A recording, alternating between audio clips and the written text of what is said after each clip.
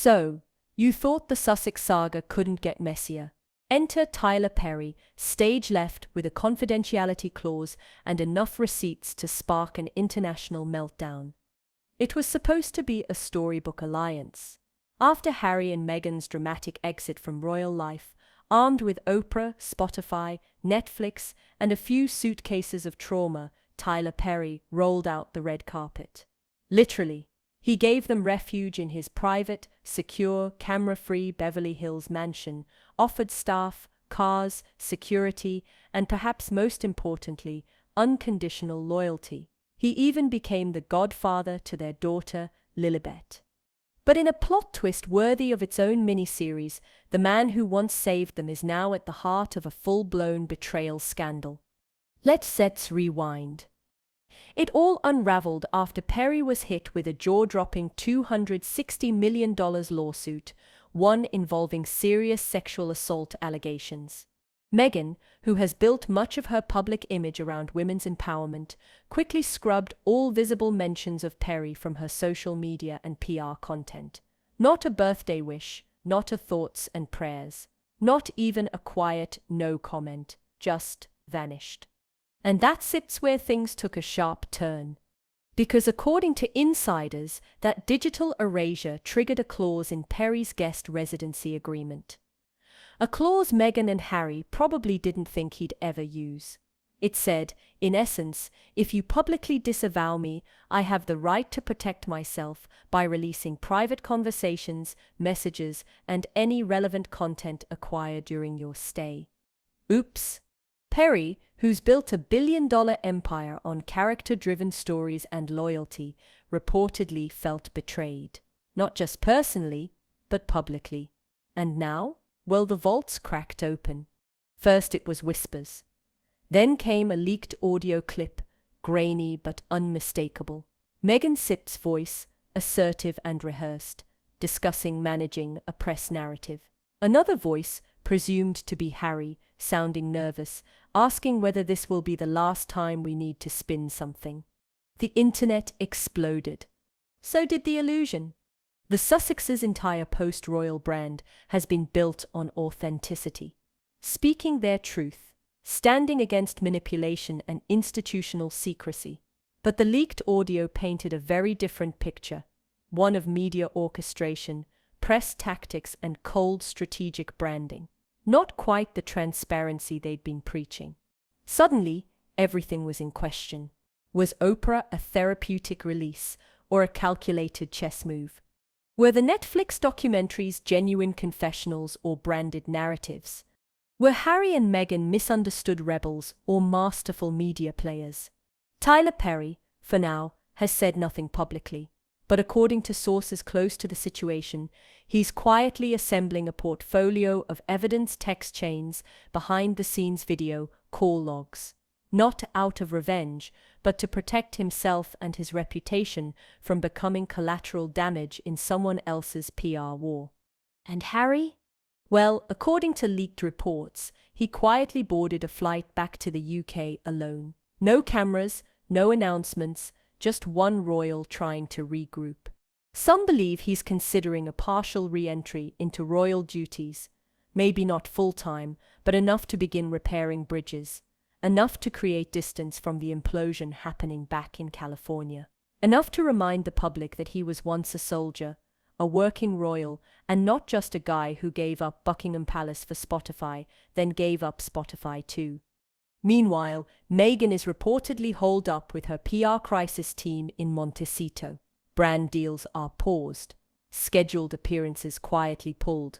Her advisors are said to be in panic mode, trying to salvage upcoming campaigns tied to her American Riviera Orchard lifestyle venture. The situation is spiraling. And here's the real kicker. None of this had to happen. Not the erasure, not the clause activation, not the leaks. Meghan and Harry could have easily said, "We stand by Tyler's right to due process."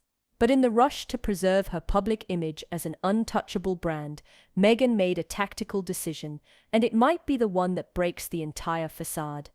Because now, for the first time, someone from inside their inner circle holds the receipts. Real, hard, behind-the-curtain receipts. And he's not a bitter relative, not a royal staffer. He's the man who literally sheltered them. If he talks, really talks, it won't just embarrass them, it could dismantle the entire narrative they've worked so hard to build. From their "we had to escape" story to their "we're healing and free" image. It could prove what critics have long suspected, that a lot of this was theater, polished, profitable, PR-driven theater. And what does that mean for their future? Let's just say Hollywood is watching. So are the brands, so is the public, and so is the palace. In fact, Buckingham insiders are reportedly pleased, not gloating but quietly noting that the public takedown didn't have to come from within the firm, that they didn't have to say anything or lift a finger. The outside world is doing the job for them. The palace for once just had to sit back and sip tea. And if Perry follows through with interviews or media appearances, if more leaks come out, well, then we're looking at a full-scale credibility crisis. The once untouchable image of Harry and Meghan as independent truth-tellers might never recover, especially if this turns into a legal fight where emails, contracts, and clips become admissible and dissected in public. The truth becomes negotiable, and the brand, once aspirational, becomes tabloid fodder. Of course, nothing is set in stone yet. Tyler Perry could stay silent. The tapes could stay sealed. Meghan's team could pull off a successful rebrand with new charitable ventures or a documentary comeback. But the damage is done. Because the public has seen the cracks. They heard the tape. And now they're wondering if this was the part that leaked, what didn't. We're in the middle of a chess game where both sides are running out of moves. Harry is back in the UK, possibly reconsidering everything. Meghan is cornered. Tyler Perry is holding the truth in his back pocket like a checkmate just waiting to be played. In the days following Harry's quiet flight back to the UK, the tension between Montecito and Windsor felt less like a feud and more like a Cold War. No formal statements, no social media updates. Just a silent strategic pause where every hour ticked by with a kind of anticipatory dread, like everyone was bracing for the next move, the next leak, the next truth bomb. Tyler Perry, the man with the megaphone, still hadn't spoken. But his silence wasn't calm, it was calculated. And that perhaps, more than anything, had Meghan's inner circle scrambling. Because when someone with that much power, influence, and documentation doesn't speak, it means they're waiting for the right moment to do so. And Perry? He doesn't do mess unless it's scripted, directed, and backed by a 7-figure deal. Insiders say his team has already been approached by multiple outlets, both legacy and streaming. Offers for exclusive tell-alls, sit-down interviews, even docu-series pitches have allegedly flooded his camp. He hasn't said yes yet, but he hasn't said no either. And that for Meghan and Harry is a problem. Because their greatest strength and their biggest vulnerability has always been the same narrative control. Since Megxit, the Sussex brand has been built on a series of carefully managed media moments. Oprah, The Archetypes podcast, Netflix, select interviews, public appearances timed to coincide with royal events but never officially part of them.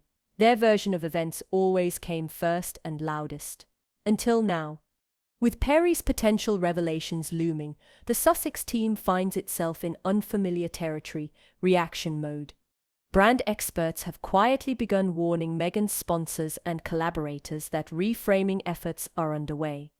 That means repackaging her next public steps, not as damage control, but as evolution. You'll hear phrases like stepping into her next chapter or redefining her legacy. It's the celebrity version of a controlled burn. If you can't stop the fire, at least make it look intentional. But the problem is, it's not just public image at stake. There's real financial pressure mounting too. Netflix, which once handed the Sussexes a reported $100 million deal, has already pulled back.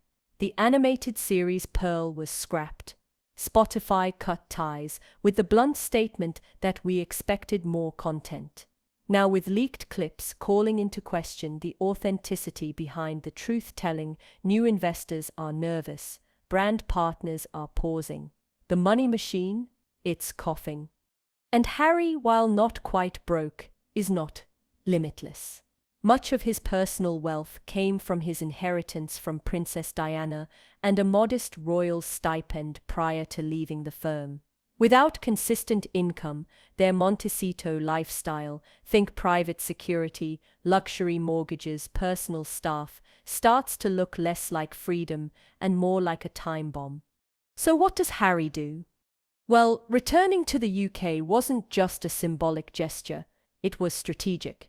Sources say he's been in quiet contact with Prince William's team, not necessarily to make up, but to test the waters. To see if there's still space for him in the institution he once left behind, a partial role, a temporary duty, something that would allow him to stabilize, maybe even reclaim a little dignity in the process. But let's not forget, this isn't the same royal family he left. King Charles has hardened, William has taken the reins, and the firm has moved on. The narrative in the UK press has shifted dramatically. Harry is no longer the wayward prince finding himself. He's the man who abandoned duty, only to boomerang back when the California dream began to sour. And then there's Sims Meghan. Back in Montecito, the silence is louder than ever. No pap strolls, no candid photos with charity ambassadors, no exclusive wellness interviews with Vogue, just radio silence, broken only by the increasingly frantic whispers of a PR team fighting to keep the ship from capsizing. What Meghan knows and what her team fears is that once a public figure is no longer in control of their own story, it's almost impossible to take that control back. Especially when the person now holding the mic is someone like Tyler Perry. Because Perry isn't a disgruntled palace aide, he isn't a tabloid, he isn't some anonymous source. He's a billionaire with credibility, platforms, and receipts.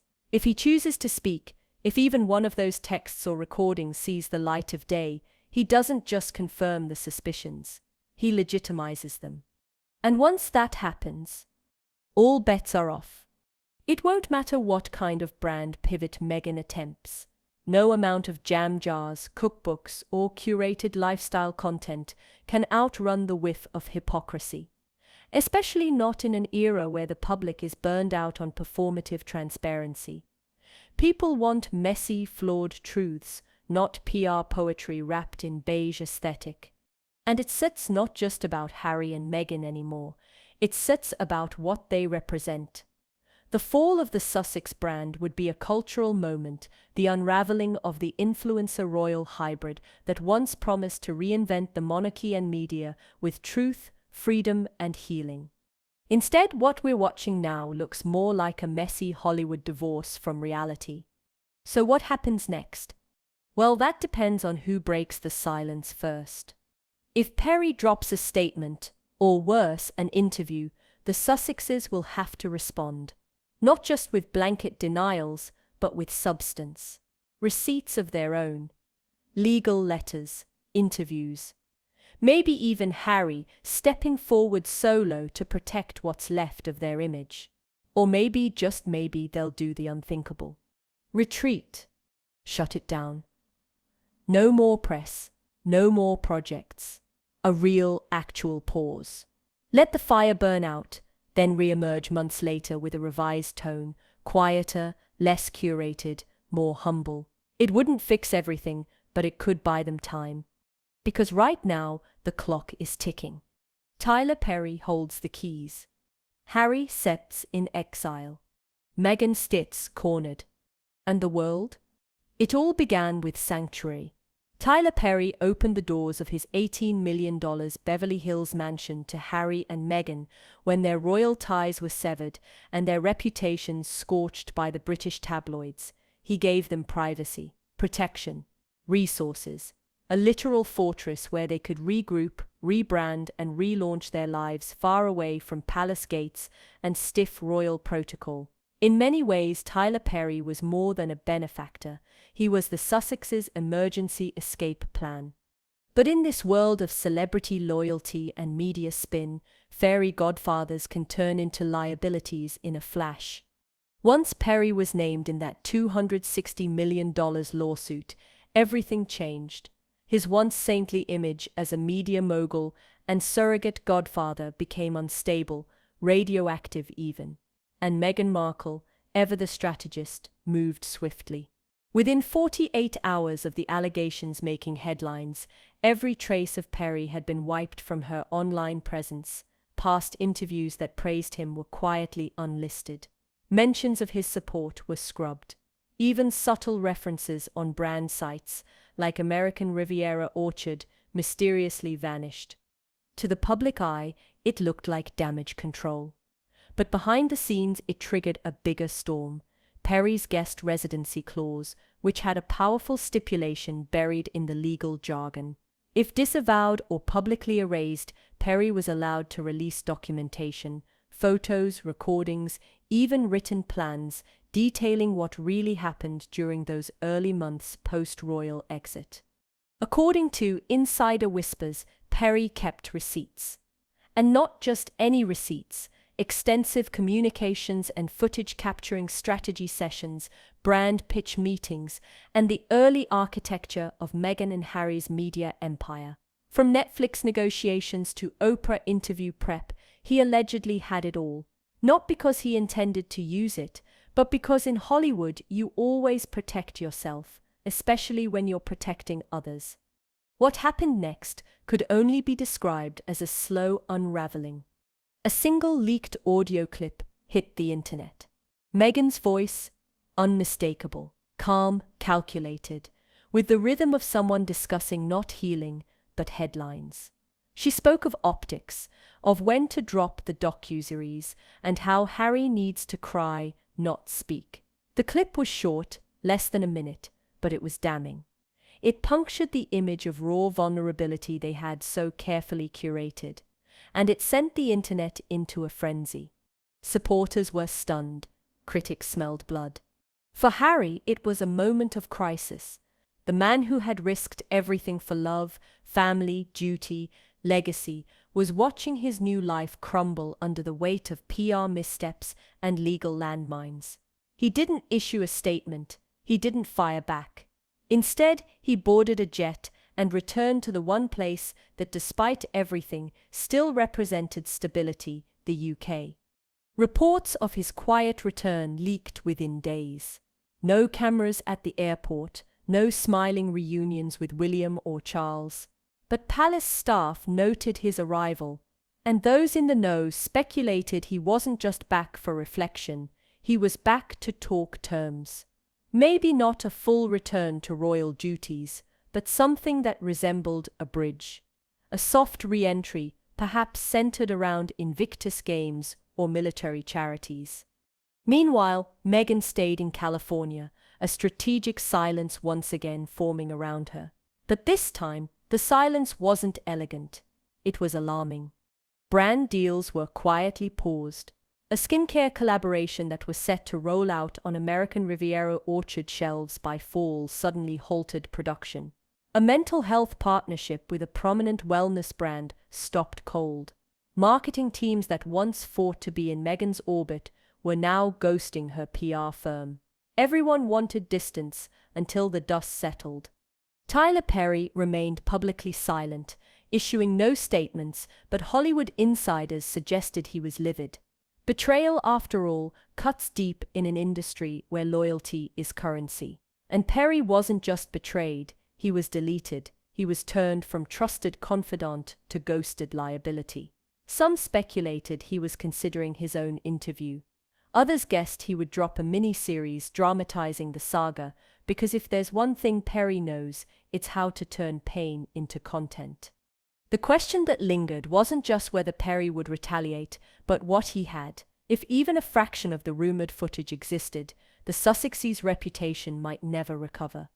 The palace, of course, said nothing, but sources close to courtiers described a quiet satisfaction.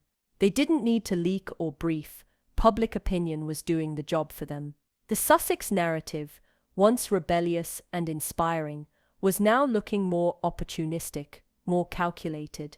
The Oprah special, the Netflix series, the Spotify podcast, they no longer read like cathartic truth-telling. They read like branding exercises, crisis storytelling. And now the curtain had slipped. The irony? For all their public defiance, Harry and Meghan were still playing the palace's game, only from a weaker position. Royal PR disasters come and go, but the institution endures.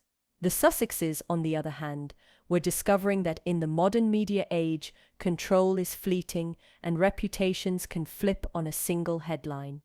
Back in California, Meghan was reportedly in meetings daily, trying to decide what move to make next. Public apology? Not her style. Counter lawsuit? Risky.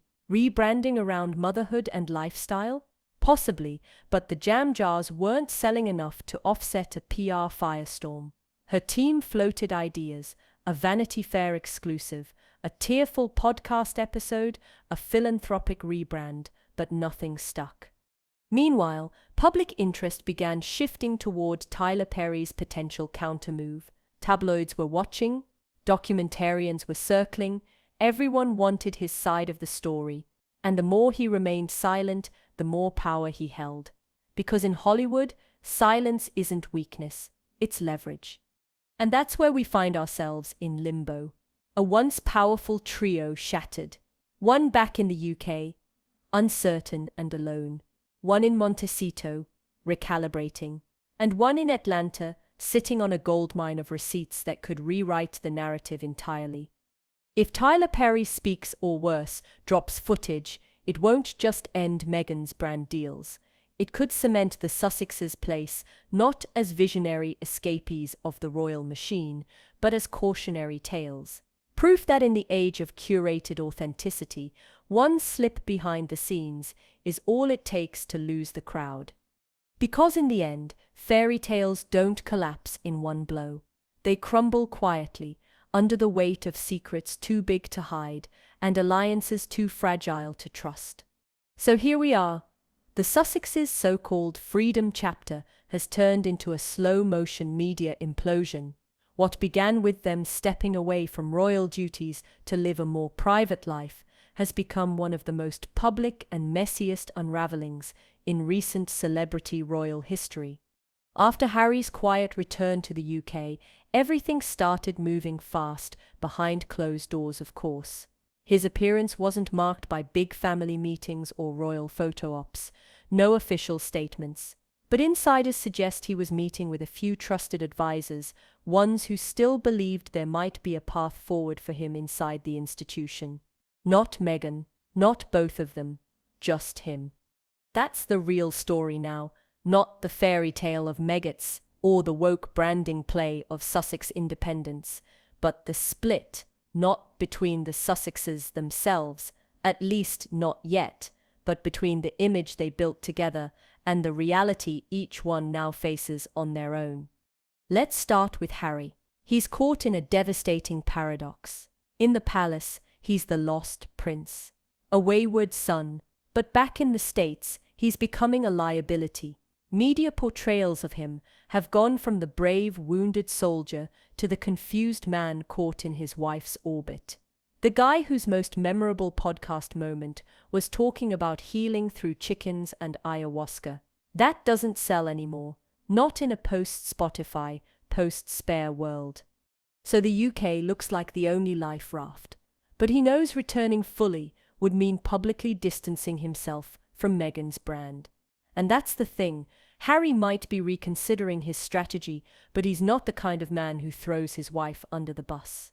Even now, even as their empire shakes, he won't make a public break. What he might do, though, is redefine his role. Re-enter in a way that aligns with Invictus, with veterans' mental health, with the things that aren't tied to media spectacle or reality show narratives. The palace wisely would keep it low-key. A test balloon. One event here, one engagement there. See how the public reacts. See if he still fits into the royal picture.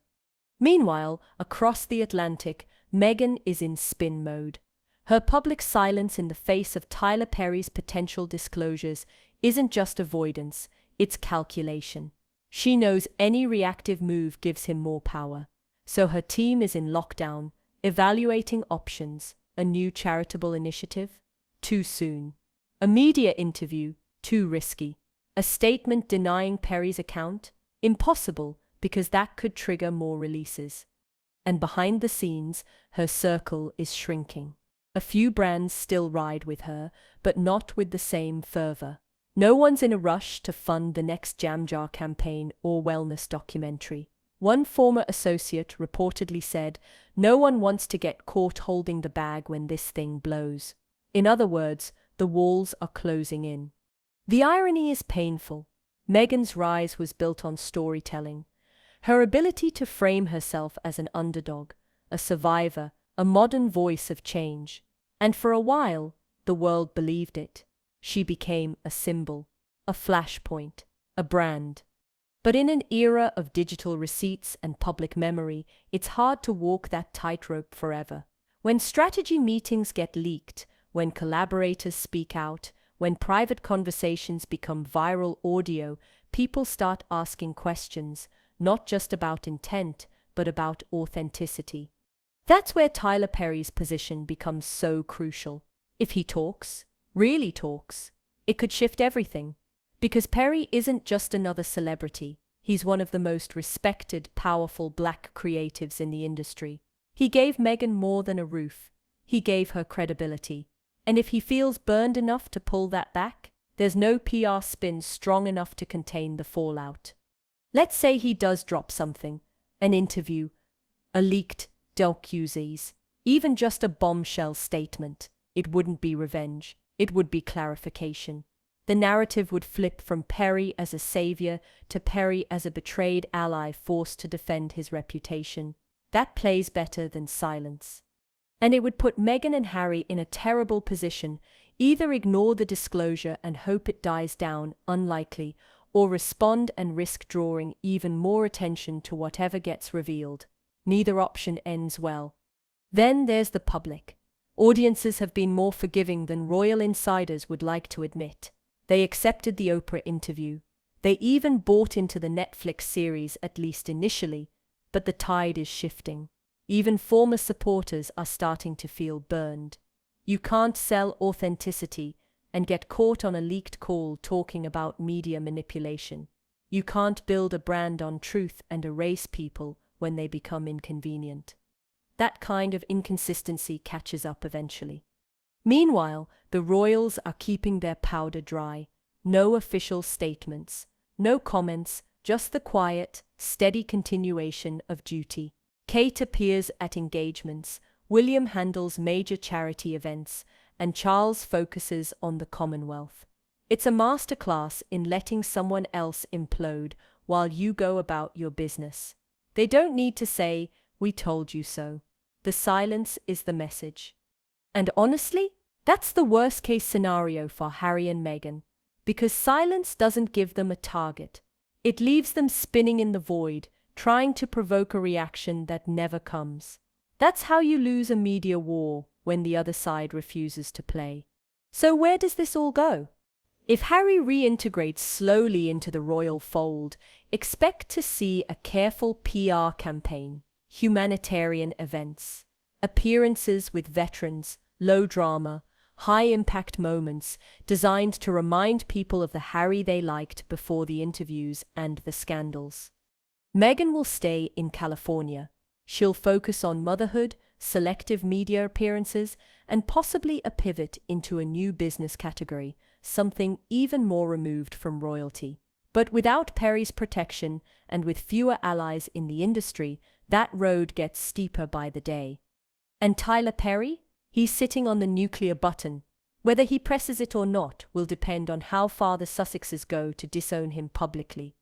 If Meghan continues to erase, to ghost, to deny, he might decide it's time to speak, and when he does, the world will listen. Because Perry doesn't need clicks, he doesn't need fame, he's not doing this for relevance, he already has that. Which makes him more dangerous than any talk show host or palace source. He's got the story, the receipts, and the platform. And unlike the Sussexes, he doesn't have anything left to lose.